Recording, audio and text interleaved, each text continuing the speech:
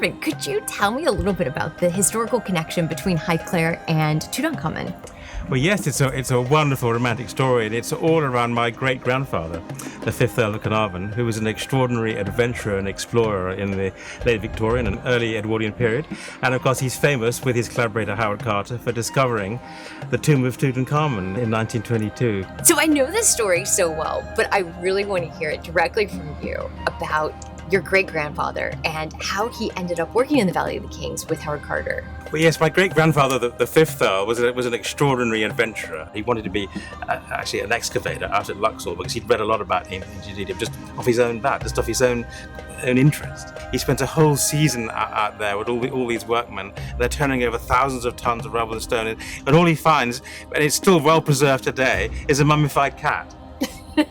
which is in the animal mummy section of the Cairo Museum in all its glory.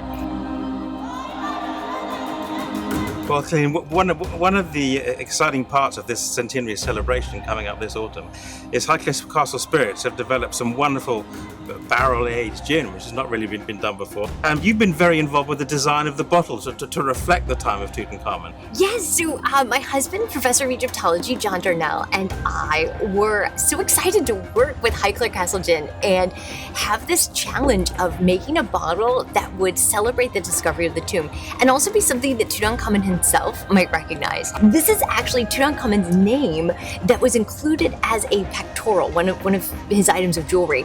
And the scarab beetle writes Khepr, and the basket is for Neb, and the sun disk for Ra. Ra, absolutely. I thought that was the Ra bit. I wasn't quite sure, but that's beautifully done, isn't it? It's snuck in there, which is exactly how the Egyptians loved it. Because Highclere is such a resonant name, we translated it directly into hieroglyphs. So not spelling out, say, Highclere written phonetically, but actually looked at the etymology of the word and rendered it into hieroglyphs. And John had the brilliant idea of beginning with Tahut, literally the mansion or the estate, and then Kat Hedjet, which means the high, bright place. So I love it. It is a high, bright place in an estate. So you got that absolutely dead on. Well, that is such a tribute to the whole story. I absolutely love it, really. It was such an honor to be a part of it. Well, thank you.